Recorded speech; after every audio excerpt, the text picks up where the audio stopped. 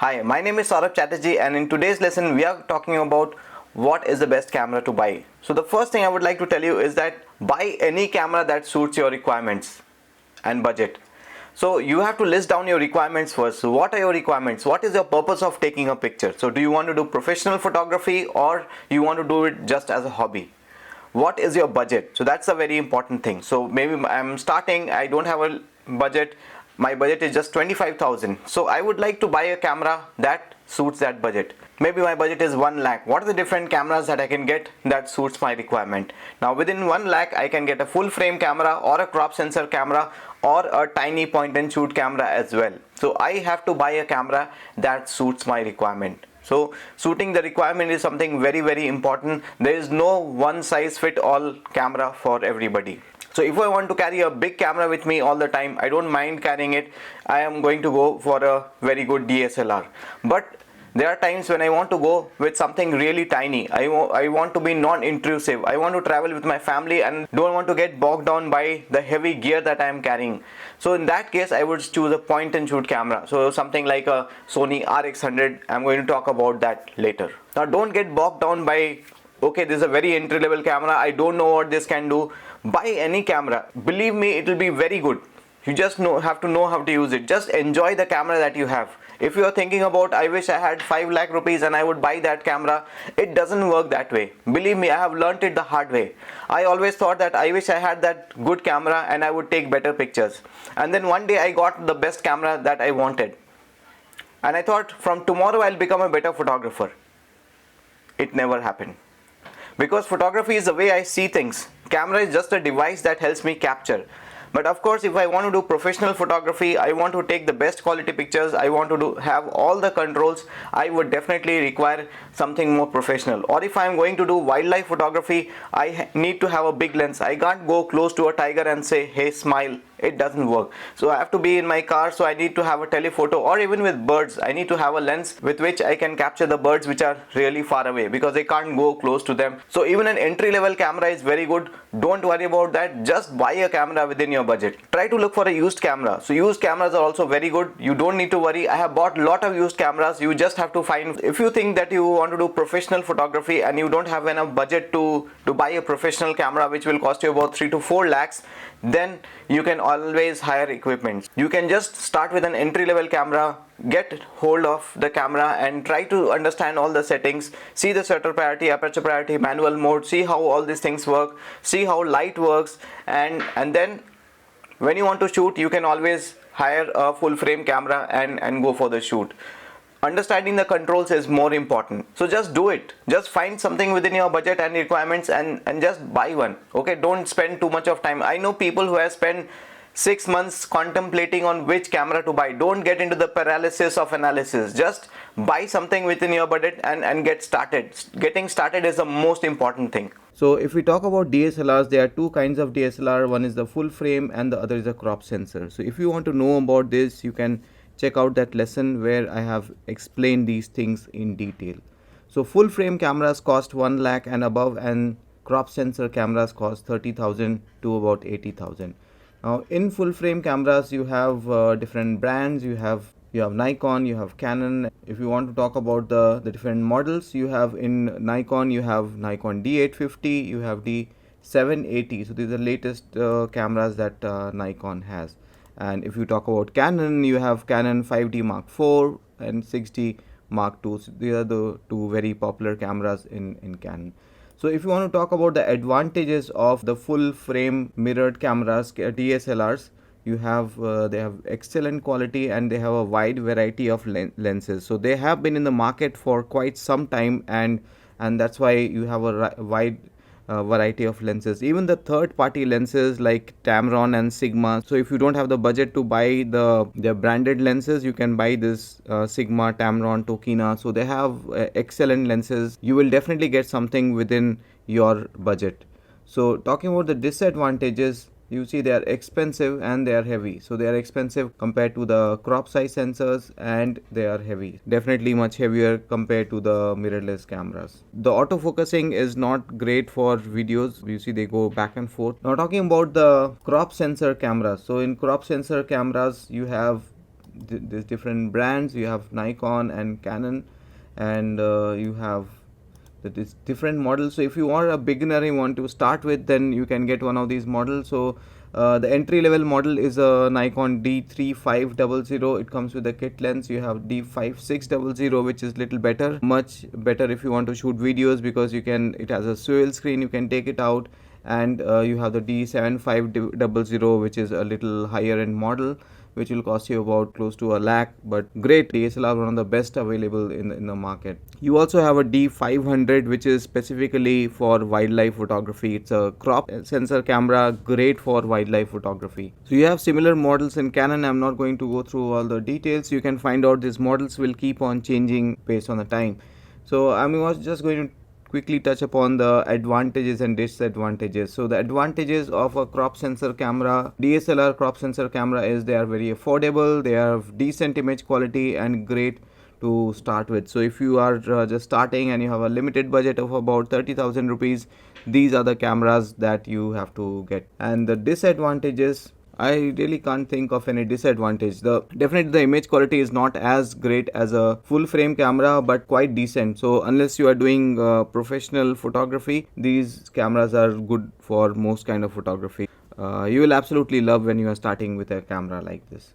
Now let us talk about the mirrorless cameras. So mirrorless cameras are the cameras without a mirror. So if you want to have a detailed explanation of the differences between a DSLR and a mirrorless, I have talked about it in a different lesson. So basically you have, again, in mirrorless cameras, you have two kinds. One is a crop sensor cameras and one other is a full frame mirrorless camera. So mirrorless cameras, basically they don't have a mirror, and because of that the size of the camera is significantly smaller. Also the weight is less compared to a DSLR. Now in full frame cameras, there are different brands. Let us talk about the different brands. You have Sony. Sony has been in the mirrorless market for quite some time and is the most popular, no doubt about it.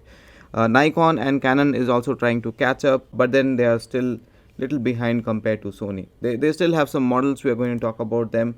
So Sony has some models. These are very popular cameras. You have Sony A7 IV, you have A9, they are the top of the end models, and this is A7 M3 and A7 III. So these are some models which, so you basically get what you pay for. Just first decide your budget and see what fits your budget, and then you can go for a camera. So the more you pay, the better the camera you get. And there is no cheap and best. Definitely in photography there is nothing called cheap and best. You just get what you pay for. Now talking about Nikon, you have this Z6. Z6 II is a newer version of the Z6, and then you have Z7 and Z7 II. And similarly in Canon you have EOS R5 and R6. So you can go for any of these. So if you are starting for the first time and want to get a full frame mirrorless camera, I would suggest to go for a Sony. I personally use Nikon because I have all the range of Nikon lenses. Also the lenses for Sony is a little more expensive compared to Nikon or Canon. Now the advantages of a mirrorless camera is they are lighter, they are better AF for videos, and you have significantly more frames per second because these are mirrorless cameras. They don't have a mirror which flips up and down, so significantly more frames per second. And they have IBIS on selected models. So if you want to shoot videos, then these cameras are really good. Very good stabilization, and even without the use of gimbal, you can still do quite decent frames. So the disadvantage of a full frame mirrorless camera is they are expensive. The choice of lenses are limited and they are very expensive. So the third party lenses are hardly available for these. There are some third party lenses available, but still quite limited compared to the DSLRs. And the battery life is less compared to a DSLR, so you definitely have to carry a lot more batteries for a mirrorless camera. So remember to carry extra batteries and buy extra batteries if you are buying a mirrorless camera. Let us talk about the crop sensor cameras in mirrorless cameras. We have different brands. So let us talk about the different brands. You have Sony, you have Fuji, Nikon, Canon and Olympus. So they are different brands. Generally we know that the bigger the sensor, the better the picture quality is, but Fuji has proven it wrong. So even having the small sensor cameras, their sensors are exceptionally good in capturing the details. So generally they are compared to the full frame cameras. Think about it. So don't think about Fuji as another crop sensor camera like Nikon or Canon. Their image quality of a crop sensor camera is equally good compared to any other full frame DSLR or mirrorless camera. So I personally have used Fuji and I love it a lot. Talking about the brands, you have Sony. In Sony you have the A6000 series, which is very good, tiny and great image quality. So if you want something handy and if it's within your budget, you must go for a camera in this series. So excellent image quality and tiny, very tiny, and small lenses, very easy to carry. Fuji has a wide range of cameras and lenses in the crop sensor category. You must test before you buy one. They are really good. The ergonomics, the hold, the feel of the camera is really good. I like Fuji a lot. Now talking about Nikon, you have the Z50, which is the mirrorless crop sensor camera in Nikon. In Canon you similarly have a M50, which is quite good. Olympus also has a lot of micro four thirds cameras, which you might like to try. Olympus has a very small market compared to Sony, Fuji, Canon and Nikon. Talking about the advantages of buying a crop sensor mirrorless camera is advantages: they are much lighter, they have better autofocus systems for video. So if you want to start a vlog, then you definitely have to get one of these cameras, and significantly more frames per second. Some of them have IBIS, which will help you take videos with stabilization, very good for vlogging. And some of the models have flip screen, so you can see yourself while you are taking pictures, which will really be very advantageous for vloggers. So nowadays the cameras are not just for taking pictures but for videos, and video is going to be the next generation media, so you have to think about it as well. Then the disadvantages of the mirrorless crop sensor cameras is they are expensive compared to the mirrored cameras or the DSLRs. Comparatively they have less lenses and the battery life is less compared to a DSLR. So this is one common problem in all the mirrorless cameras, but you can't say it's a problem. You can always carry extra batteries and get going, so that's not really a big problem. Alright, so now let us talk about the super zoom cameras. So people generally think that DSLRs are the only cameras available in the market, and people don't generally think beyond the DSLRs. But I first ask people, what is your requirement? Are you okay carrying a heavy camera? So there are a lot of people invest in a heavy camera and they end up not taking pictures with it, not using it, not carrying it during their vacation, and end up taking all the pictures using their iPhone. So what is the point in buying a camera which you are not going to use? In situations like that, you might like to buy a camera. This category, you have the super zoom cameras. So they have huge amount of magnification. Some of them have insane amount of magnification. I'll just share a video so you'll get to know how much magnification you can get with these cameras.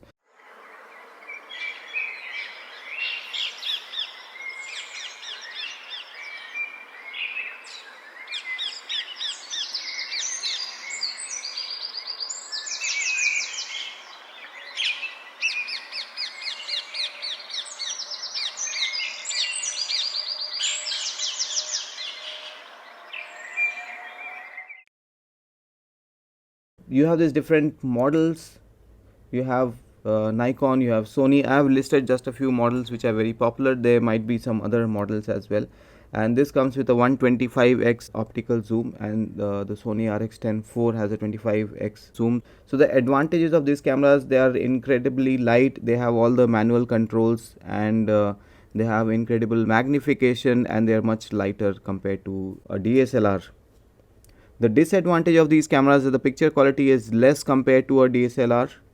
Definitely a poor performer in low light. You have limited controls, you have slower in focusing. So the focusing is definitely little slower compared to a DSLR. But if you think mobility is an issue, you will not be able to carry a 500mm lens for a DSLR, then this is something which you should get, and this is something which can fit in a small space. For carrying a big telephoto lens, you have to really plan and think about it, but these cameras you can carry with you all the time. So I have suggested these cameras to some people and they are extremely happy. Alright, so now let us move to the action cameras. The action cameras, the GoPro, you have these different models. You have the GoPro and DJI Osmo Action. So DJI came into the market later, but they also manufacture some great cameras. So the advantage of these cameras are they are tiny and you get some very interesting perspectives. It can be used in a situation where a normal camera cannot be used. So once we were shooting snakes with a DSLR, we could go only this far, and then with a GoPro we could go much closer, and it's great for photos and videos as well. It can also shoot in the raw file format, which has a lot more possibilities. They have very good image stabilization, the later ones. So if you get one, they are super smooth hyperlapse videos you can create with them. Great, it's worth the money to have them. Now the disadvantages for action camera is the image quality is not comparable to a DSLR, but you have to be considerate. It's very tiny, so for the size you cannot really compare it to a DSLR. So if you are having a DSLR, you can carry this as a extra camera. So these cameras can be used for adventure sports like skydiving, scuba diving, or you're going in a vehicle, you're biking and you are going through a rough terrain and you're bicycling. You can put it on your helmet and get some very amazing perspectives.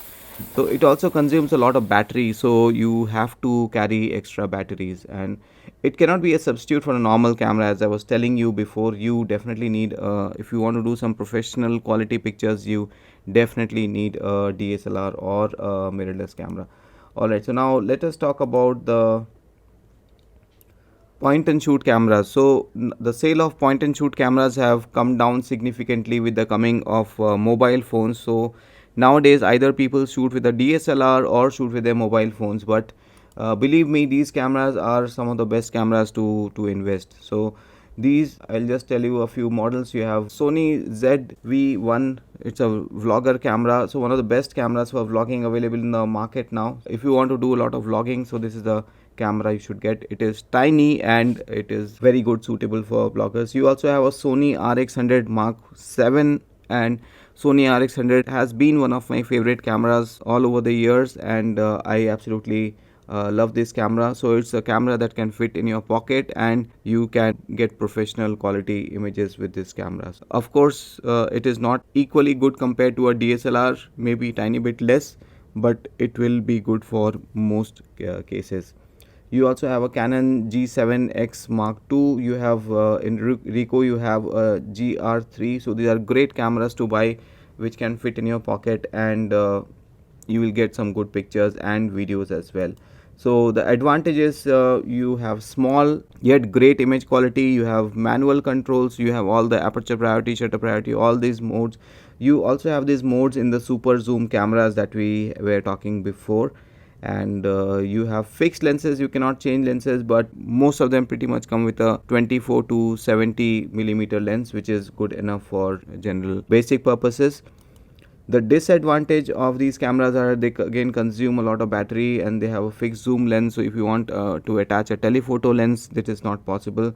But if you want to carry something light and want to get decent image quality, I would highly recommend carrying a camera like this. There are a lot of times when you will not be allowed to use a DSLR, or carrying a DSLR is not possible. Say for example, if I am going for a morning walk, I cannot carry my DSLR all the time, but a camera like this is always in my pocket. So I personally use a Sony RX100 and I am very happy with it.